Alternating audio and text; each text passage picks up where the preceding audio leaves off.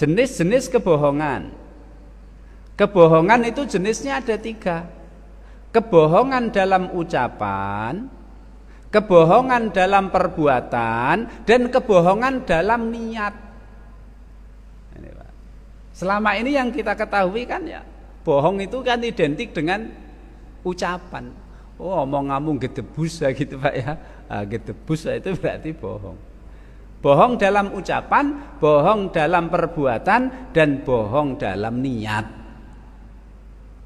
Bohong dalam ucapan. Bohong dalam ucapan itu yang paling tertinggi itu adalah membuat kebohongan atas nama Allah Subhanahu wa ta'ala. Dan itu adalah perbuatan dolim yang paling dolim. Dalilnya adalah firman Allah Subhanahu wa ta'ala. Allah firmankan dalam banyak ayat. 1 surat Al-An'am ayat 21. Nomor 2 surat Al-A'raf ayat 37. Nomor 3 surat Yunus ayat 17. Nomor 4 surat Hud ayat 18-19. Kemudian surat Al-Ankabut ayat 68 dan 69. Kemudian surat Az-Zumar ayat 32. Dan surat Shaf ayat 7 dan 8. Bunyinya apa, Pak? Ini salah satu saya bacakan ya. Surat Shaf ayat 7 dan 8.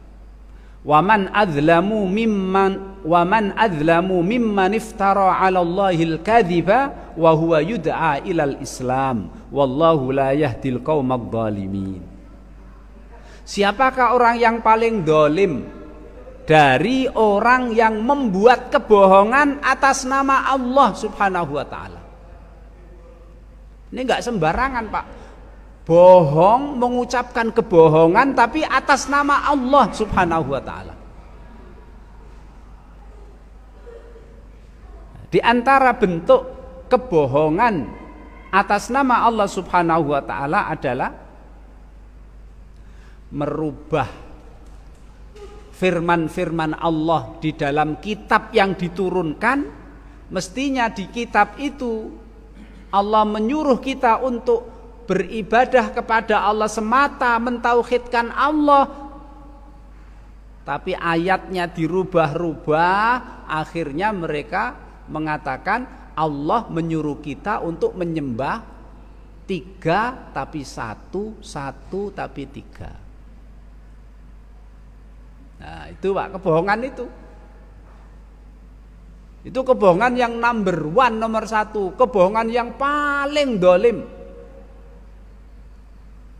Tuhan tidak menyuruh disembah semata, tapi Tuhan itu menyuruh kita menyembah 3 tapi 1, 1 tapi 3. Wow, Pak Ibu. Nah, itu. Kebohongan inilah yang takadus samawatu yatafattorna. Kebohongan ini yang hampir-hampir langit dan bumi ini pecah. Anda aulir rahmani walada. Ketika orang mengatakan Tuhan punya anak. Tuhan punya anak itu kan kebohongan atas nama Allah Subhanahu wa ta'ala. Ucapan itu Pak hampir-hampir langit dan bumi pecah berantakan. Ini kebohongan nomor 1 ini. Dalilnya apa? Surat Al-Kahfi ayat 15. Haula'i qaumuna takhadhu min dunihi alihatan laula ya'tuna 'alaihim bisultanin bayyin faman adzlamu mimman iftara 'ala Allahi kadziba. Mereka itulah kaum yang membuat sesembahan selain Allah. Mengatakan Tuhan punya anak. Terus ada juga yaitu orang-orang kafir Quraisy ketika di Mekah, orang-orang penyembah berhala, mereka mengatakan Tuhan itu memang, Allah itu memang satu di langit, tapi Allah itu punya Tuhan-Tuhan kecil. Berhala-berhala itu dianggap Tuhan-Tuhan kecil. Jadi kalau kita minta jangan langsung kepada Allah. Allah nggak kenal sama kita. Kita minta keselamatan, beribadah, memberikan persembahan ya kepada Tuhan-Tuhan kecil ini, Lata, Uzza, Hubal, Manat. Jare sopo kan Pak? Kok Tuhan itu kok Tuhan Allah memang satu di atas tapi punya wakil yang banyak, yaitu wakilnya itu wakil Tuhan, yaitu berhala-berhala itu. Itu kan kedustaan atas nama Allah Subhanahu wa taala. Kemudian bentuk yang lain, mengaku dia diutus oleh Allah. Ngaku jadi nabi itu kan kurang ajar itu Pak. Orang kayak gitu tuh suruh tobat. Kalau nggak mau tobat Pak, ya dihilangkan, dilenyapkan dari muka bumi ini. Nggak usah repot-repot. Nggak usah repot-repot Pak. Ngaku jadi nabi, suruh tobat, tobatan nasuha. Kalau dia tobat, alhamdulillah. Tapi kalau susah nggak mau tobat, ngeyel lah sudah. Dilenyapkan dari muka bumi ini supaya tidak ada yang ngikuti. Kalau dibiarkan nanti ada yang ngikuti. Dalilnya surat Al-An'am ayat 93. Waman adlamu mimman iftara 'ala Allahi kadziban aw qala uhiya ilayya wa lam yuha ilaihi syai'. Wa man qala saunzilu mitsla ma anzalallah. Siapakah orang yang paling dolim dari orang yang mengadakan kebohongan atas nama Allah tadi contohnya, dan orang yang mengaku dia dapat wahyu padahal Allah tidak memberi wahyu sama sekali kepada orang itu. Sudah ada Pak, di zaman Nabi sudah ada Musailamah al-Kadzab ngaku jadi nabi. Kemudian ada yang perempuan namanya Sajjah jadi istrinya Musailamah al-Kadzab. Kemudian ada orang Yaman saat itu Aswad al-Ansi ngaku jadi nabi. La haula wala quwata illa billah. Contoh lagi Pak, berdusta atas nama Allah Subhanahu wa taala adalah ya, mengharamkan yang halal, menghalalkan yang haram atas nama Allah Subhanahu wa taala. Dia katakan ini diharamkan oleh Allah padahal Allah menghalalkan. Ini dihalalkan oleh Allah padahal Allah mengharamkan. Ini diharamkan oleh Allah padahal Allah menghalalkan dalam Quran dan dalam sabda-sabda Nabi Muhammad sallallahu alaihi wasallam. Makanya dosa menghalalkan yang haram, mengharamkan yang halal. Imam Dzahabi dalam kitab Al-Kabair beliau mengatakan wala raiba annal kadziba 'ala Allahi wa 'ala rasulihi fi tahlili haramin wa tahrimi halalin kufrun mahdun.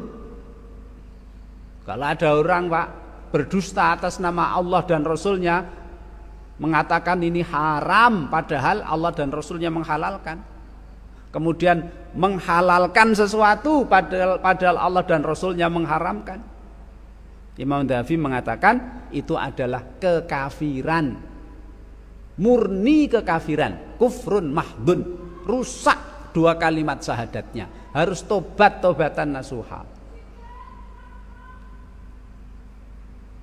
Karena itu adalah termasuk pembatal Islam, pembatal dua kalimat syahadat.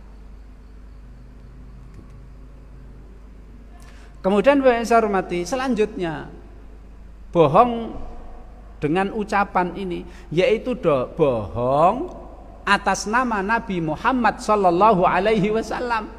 Bagaimana itu? Rasul tidak bersabda, dia bilang bersabda. Orang yang senengane buat hadis palsu, yaitu hadis maudhu. Hadis dhaif sing paling elek itu adalah hadis palsu, Pak. Hadis dhaif kan banyak macam-macamnya. Yang paling elek hadis palsu. Dia membuat ucapan kemudian dikatakan ini adalah sabda Nabi Muhammad sallallahu alaihi wasallam. Dosane gede meskipun tidak sampai merusak dua kalimat syahadat. Itu termasuk dosa besar. Karena ancamannya, dasar ancamannya adalah hadis yang hadis ini mutawatir, Pak. Kenapa hadis ini mutawatir? Imam Ibnu Hajar dalam kitab Az-Zawajir beliau katakan hadis satu ini Imam Tabrani dan Imam Ibnu Mandah meneliti hadis itu, Pak. Ternyata hadis itu diriwayatkan dari Nabi oleh sahabat, jumlah sahabatnya adalah 87 sahabat. Oh, kalau ada satu hadis, Pak, yang meriwayatkan dari sahabat, yang meriwayatkan yaitu dari sahabat, sahabat meriwayatkan dari Nabi, kok jumlah sahabat ini banyak? Sudahlah, nanti dari dari kalangan tabiin lebih banyak lagi, tabiin lebih banyak lagi. Ini hadisnya mutawatir. Kenapa hadis ini mutawatir? Kemungkinan Rasul menyampaikan hadis ini di banyak kesempatan. Karena memang disengaja oleh Nabi supaya hadis ini mutawatir, supaya hadis ini tidak diragukan lagi umat Islam, karena sangat bahaya isinya kalau dilakukan. Yaitu Rasulullah Shallallahu Alaihi Wasallam bersabda, "Man kadzaba alayya muta'ammidan falyatabawwa maq'adahu minan nar." Barang siapa yang sengaja membuat kedustaan atas namaku, maka falyatabawwa maq'adahu minan nar, maka silahkan masuk ke tempat tinggalnya di neraka. Sahabat saja yang meriwayatkan hadis ini dari Nabi jumlahnya 87 menurut penelitian, hasil penelitian Imam Tabrani dan Imam Ibnu Mandah yang dikatakan oleh Imam Ibnu Hajar dalam kitab Zawajirnya. Nah, ini saking bahayanya itu. Contoh, Pak, ya, contoh. Ada firqah, salah satu kelompok dari 73 kelompok dari umat ini. Namanya kelompok Al-Karomiyah. Lah, kelompok Karomiyah ini, Pak, salah satu pecahan dari kelompok besar namanya Murji'ah. Murji'ah itu apa toh? Murji'ah itu orang yang kelompok yang mengatakan bahwa Islam itu cukup hanya diikrarkan dengan lisan saja. Meskipun dia berbuat maksiat, meskipun dia nyembah brahala, Pak, meskipun dia nyembah Tuhan-Tuhan yang lain, ataupun dia meyakini hatinya belum yakin sama sekali terhadap Islam, asal mulutnya wis muni, dah itu mukmin sempurna imannya. Itu Murji'ah, Pak. Meskipun ora tau nglakoni kewajiban, maksiat dilakukan, bahkan perbuatan kekafiran dilakukan, berarti dia, tapi dia mukmin. Asal dia pun, yang penting dia ngucapno dengan lisan, wis cukup dadi wong Islam, bakal mlebu swarga sak lawase, ora bakal disiksa. Ngawur ta, Pak, itu? Itu namanya Murji'ah itu. Enak banget, Pak. Kurang enak, memang enak, tapi itu kalau terus banyak dilakukan, diikuti orang, remuk dunia iki. Gitu, iya, Pak, betul. Ora usah ana polisi, ora ono. Ayo nglakoni sak semau, bahaya. Lah, sekte itu, Pak, kelompok Murji'ah ini pecah juga banyak. Di antara pecahannya ini adalah kelompok Karomiyah. Lah, kelompok Karomiyah ini sama, Pak, keyakinannya. Pokoknya iman itu ya cuma di lisan saja. Bahkan wong munafik itu, wong munafik kan sholat, mengucapkan 2 kalimat syahadat, ikrar 2 kalimat syahadat, hatinya kafir. Oleh kelompok Karomiyah iki, wong munafik itu wong mukmin sejati, karena sudah mengucapkan di lisan. Padahal kan Ahlus Sunnah wal Jamaah yang kita ikuti, iman itu diikrarkan dengan lisan, diamalkan oleh anggota badan, yaitu melakukan perintah, meninggalkan maksiat, dan harus diyakini di dalam hati. 3 itu harus ada. Ini. Lah, orang-orang Karomiyah ini, Pak, mereka itu membolehkan membuat hadis palsu asal untuk membuat orang semakin semangat beribadah dan semakin takut berbuat dosa. Mas, pokoknya kalau membuat hadis palsu ora apa-apa. Yang penting tujuannya adalah agar orang itu semakin taat kepada Allah, semakin seneng berbuat baik, semakin takut neraka. Nah, jawabannya gimana, Pak, itu? Makanya Imam Nawawi dalam Syarah Sahih Muslim beliau menjawab, itu adalah kedunguan, itu adalah kebodohan. Ya. Mereka pakai hadis, Pak. Hadisnya mutawatir sahih, tapi tambahannya ini tambahan mereka, tambahan yang enggak sahih. Mereka nambahkan, karena kan memalsukan hadis boleh, maka mereka menambahkan, Pak. Lah tambahan itu palsu dari mereka, itu yang dibuat dalil. Man kadzaba alayya muta'ammidan liyudilla bihi falyatabawwa maq'adahu minan nar. Barang siapa yang membuat kebohongan atas nama Nabi Muhammad tujuannya untuk menyesatkan manusia, maka dia masuk neraka. Ini lah. Lafal kalau tujuannya untuk menyesatkan manusia, ini kan tambahan yang enggak benar, Pak, ini tambahan yang palsu. Mereka masukkan ke hadis sahih tambahan palsu. Nah, itulah yang mereka yakini. Membuat hadis palsu itu kalau tujuannya menyesatkan manusia, itu tidak boleh, itu yang diharamkan menurut mereka. Kalau tujuannya baik agar orang semakin taat, orang semakin takut maksiat, itu enggak apa-apa. Astagfirullahaladzim. Padahal, Pak, ya, kita membuat orang semakin taat, semakin takut maksiat, takut neraka, cukup dengan sabda-sabda Nabi yang sahih. Tidak perlu kita membuat kebohongan atas nama Nabi Muhammad Sallallahu Alaihi Wasallam. Ayat-ayat banyak, hadis-hadis banyak, yang ayat dan hadis itu mengajak kita untuk takut kepada maksiat, takut kepada neraka, dan kita sangat berharap dan semangat untuk melaksanakan ketaatan. Sudah cukup banyak. Tidak perlu kita membuat kebohongan, yaitu menciptakan hadis-hadis palsu. Itu dibantah ya, dengan panjang lebar oleh Nabi Muhammad. Kemudian yang nomor 2, Pak, bohong dengan lisan kita itu adalah bohong kepada manusia-manusia ini. Kita bohong. Dari mana? Mestinya dari pasar, dia bilang dari masjid. Dari mana? Dari masjid, dia bilang dari pasar. Ya, bohong, kita berbuat bohong kepada sesama kita ini juga termasuk dosa besar. Termasuk, Pak, bohong dengan lisan itu adalah bohongnya orang munafik. Mereka bersumpah, kita ini beriman loh, kita percaya loh kamu itu nabi. Muhammad, kita ini percaya loh kamu itu nabi. Surat Al-Munafikun. Idza ja'akal munafiquna qalu nashhadu innaka la rasulullah wallahu ya'lamu innaka la rasuluh wallahu yashhadu innal munafiqina lakadzibun. Wong munafik kalau ketemu nabi, Pak, oh kita percaya loh kamu itu nabi, oh gitu.